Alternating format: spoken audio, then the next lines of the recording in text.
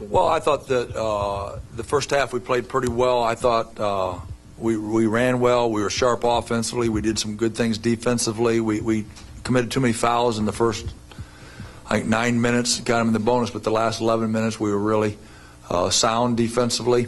I thought a little of a negative in the first half, though, is we kind of had it going our way, and we took 3 really quick shots when we were getting good results by just staying with the offense. And then obviously we weren't very good the second half. When you give up 43 points like we did, we're not going to win from that standpoint. But St. Bonnie's did a great job. They stayed with it. Their guards were really, really good, both with distributing the ball, hitting the open threes, finding the right guys and putting pressure on us, and pushing the ball up the floor when we turned the ball over. We had a few too many turnovers in situations. So their zone bothered us in terms of being in rhythm. We just didn't get guys in the right spots in a consistent way. So I really don't know why, but we were having problems with that. So there we are. All right, questions for the players? Brian. This is for Mike and Dwayne. Can you all talk a little bit about the difficulty you did have dealing with that 1-3-1, particularly when they started extending it out a little bit? Mike, why don't you take that first? I didn't think we were aggressive with it. I thought we were just sticking, just holding the ball, not attacking it. And they was like trying to turn us over and stuff like that. I just thought we should be more aggressive with it, but he wasn't. Dwayne? Yeah, I agree. We weren't aggressive, especially when they first got into it. We didn't really show that we can make plays against it, and that ended up being the story of the second half. But yeah. Mike, when you experience a one-and-done loss like this, does it kind of make you appreciate the great run that you guys had here last year a little bit more? I guess you could say that because, last year, we made a great run in this tournament. Everybody knows that. But, St. Bonnie's, like Coach said, they're a good team. We respected them since day one. And, they made some big plays down the stretch in the second half. We didn't play that well, so just got to move on. Any questions, please?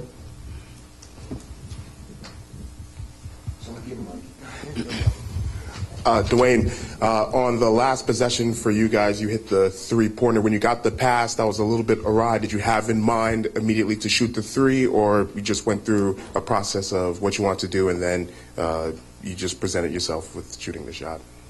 Yeah, it was a process. I turned face and see what was open, and I think I had the big guy on me, so he's sagging off, so I shot it. This is for both of you guys. I know you don't like losing in the first game, but is there any sort of good news, bad news deal where you now have 6 or 7 days before you play your next game, so you do get to rest? Yeah, it's tough. Losing the first one, especially in the tournament. But like I said, we have to get back in the gym, clean up some things, and get ready for the NCAA tournament. Hey, Mike, could you take us through that final possession, St. Bonaventure's final possession, and what you wanted to do defensively against that? Just wanted to war of all ball screens. We knew a ball screen was coming or they was going to run an action. So just basically get over that and just try to stop them from scoring. But player came up, made a good play, had a wide open look, and he took it and it fell. Mike, in the first half you had a 7-0 run. You had a really good game today, scoring 21 points. How do you carry your success here with you going forward into the NCAA tournament? I thought we played good defense in the first half. We had made the run. That's the type of team we are. We play off defense and momentum. So just gotta get back in the gym, try to get ready for the tournament. Hey, Mike, you've lost 4 of the last 5 games now. What's been the difference, I guess, between the great start and then the last few games, and what do you think you need to work on in the next 6 days to get ready for the tournament? Rebounding a little bit more, defending, just little things like loose balls, like I said, rebounding, ball screen defense, things like that in order to be successful. Obviously, for the Bonnies, big shot by Jordan at the end. But I just wanted to ask you guys, you competed today against Charline Kloof, their senior captain. Especially in the first half, he was so crucial for them. What was your experience playing against them today, against him today? I thought he was really aggressive throughout the whole game. I mean, he was finding players, getting to the rim when he needed to. He had a couple big plays throughout the game. He was being a leader, and that's what point guard should do. All right, anything else for players? Dwayne, just the feeling on that last Bonaventure possession. You guys have been in so many close games, been through this so many times. After you guys tie it up, what's the feeling there for those last 20 seconds? We thought we were going to win. We thought we went in with the mindset to get a stop. We trapped the ball screen on the last one. So, I mean, things didn't go our way. All right, anything else? All right, good to go. Thank you. All right, questions for Coach Cruz?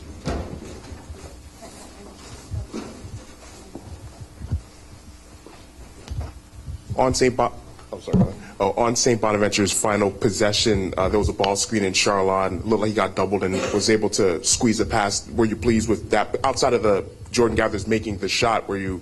Was there anything else you could have done on that possession for St. Bonaventure on that last? Well, he put possession? pressure on us. Clough drove the ball, and we rotated. But then the 35, he set the second screen for that kid, and I mean he's a big screen, and we didn't quite get to it. But you know, Mark does a great job. I mean, those are all little wrinkles that he does all the time with situations, and they're really well set up, and they're really challenging from a defensive standpoint. Jim, I know we talked about this a couple of days ago, how important it was for you all. You wanted to win this tournament back-to-back. But is there a benefit now to having 6 or 7 days off and being able to rest these guys? Well, I hope so, since got beat. I mean, that was not the plan and everything else. But I think it also is a great reflection of what these guys have done. I mean, they've won 3 championships. There's only 4 championships in the last 2 years. I mean, the regular season, the tournament here, regular season, and now. And they won 3 in a row. They won 3 in a row. I mean, that doesn't happen. That does not happen, and very often. And so, and it's tough. I mean, I've said it all the time. I don't know if anyone ever believes me or anything else. I mean, our league is really, really good, and you got to really play well, and you got to be fortunate. And we didn't play well enough today, and that's because Bonnie's outplayed us. They outplayed us, and so. But hopefully it is a benefit. I mean, I don't know if it's a benefit or not. I guess if you win a couple games or a first game, you can say it is. If you lose, then you can say, well, you got rusty. I mean, we can do all that all we want. So we just need to get better this week and try to see what happens. Coach, obviously you've had a lot of great experiences here last year. You know, what do you think, I guess after, you know, this SI report about ACC might be coming 2017 to, say that again? the ACC might be coming to play in Barclays in 2017 for the tournament, and the A-10 would have to go. What do you think, think of that, and what it might mean for the conference? I have no clue. I don't care. I don't clue. I mean, we really love playing in New York. I think it's been great. Wow, 217. Wow. I don't know. You're more futuristic than I am. Right.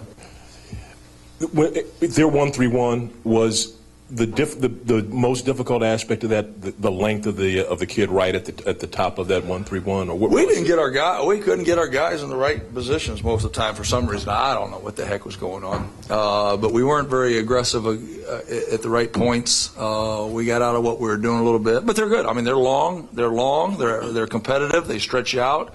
A lot of times when people stretch you out, you quit looking inside. You're just looking kind of outside the house instead of inside the house, and I thought at times that's what we did. Coach, it seemed like being that you all were like one of the top team in the conference, one of the 2 top teams, and not only within the A-10 but also nationally. No, we did win the league, so we were the top team. This is true. No. I mean, there weren't 2 of us winning the league. There was only 1 that won the league. But, No. I'm saying no. What I'm saying as far as what I'm saying is for on a national level, as far as you feel like your team gets everybody's best shot. Yeah, but I think the league's like that. I mean, that's what makes the league. I don't see the St. Bonaventure George Mason game or the VCU Rhode Island game. I don't study all that. But this league is a very competitive league. You got competitive kids that do a great job. It's a fun league. It's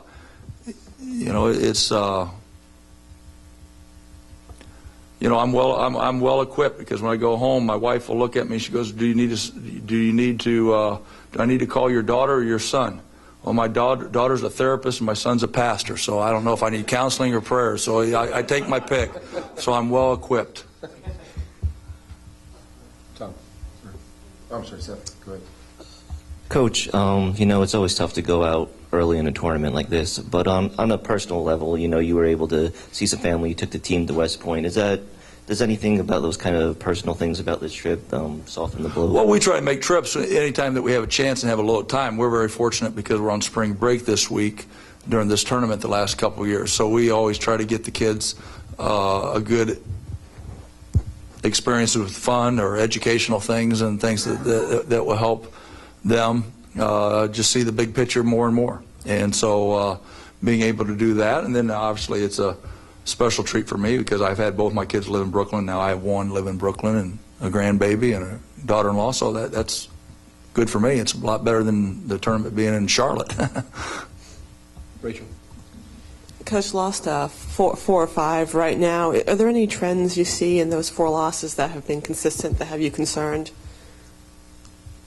No, I mean the game. I mean we just take one game. Not really. I mean I think there's always. I mean you can get a laundry list even if you when we won 19 in a row. There's still a laundry list of stuff that you got to get better at, and you can never get it better at all of them. You just try to chip away and get a little bit better. That's all we try to do. I mean I'm not trying to blow off your question, but I'm not smart enough to figure it out either. I mean we pick out our spots and we try to clean it up and keep working on the fundamentals and then move forward. I mean, it's a pretty simple formula. I'm not saying it's a great formula. I'm not saying it's the best formula, but that is our formula. All right, 2 more questions. Tom. Yeah, we've talked about kind of theory of late game situation before. Any thought to fouling there with the tie game in 20 seconds? It did cross my mind, but not for long. Not for long. Because what swung it the other way? I think that we get a stop. I think we can win in overtime, or something might have happened before that. But I thought they would just kind of spread it out and, just put you in a position where they're not a ball screen, because we got aggressive with our ball screen defense the last 4 or 5 minutes and knocked some things loose for us. So, they did a good job of getting away from that last play.